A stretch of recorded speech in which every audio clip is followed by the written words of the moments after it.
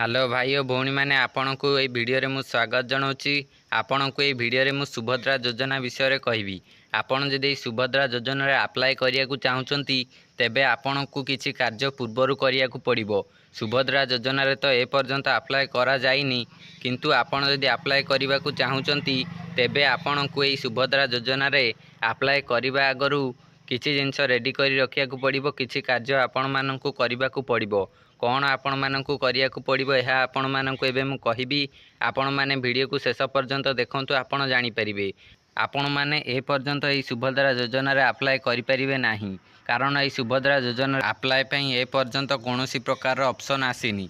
आपण जदि सुभद्रा योजना रे आवेदन करिया को चाहूचंती तेबे आपण माने जानिथिबे आपण को एथरे कोन कोन सब डॉक्यूमेंट दरकार।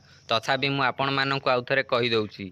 देखंतु एठी लेखा आइची कौन कौन सब डॉक्यूमेंट लगे आपण मानक एबे मु कहूची, आपण माने ध्यान दे शुणुतु। प्रथमे आपण को आधार कार्ड दबाक पड़िबो।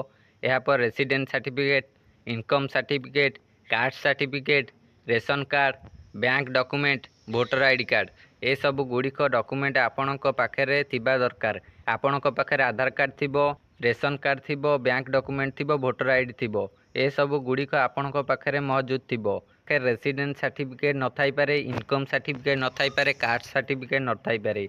एई तीनोटी सर्टिफिकेट आपण पाखे न थाई पारे।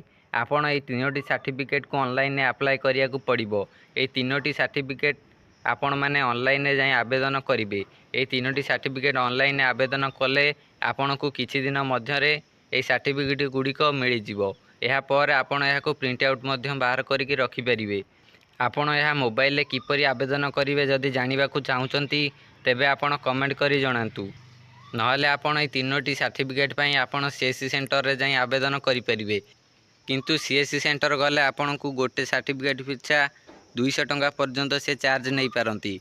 आपण यदि मोबाइल माध्यम रे ऑनलाइन आवेदन करिवे आपण मागेना रे आवेदन करि परिवे। कोनोसी प्रकार चार्ज आपण को दबा को पड़िबो नाही। आपण यदि आवेदन करिया को चाहूचंती तेबे आपण कमेंट करंतु, आपण किपरि आवेदन करिवे मु एहा विषय रे आपण को जणै देबी।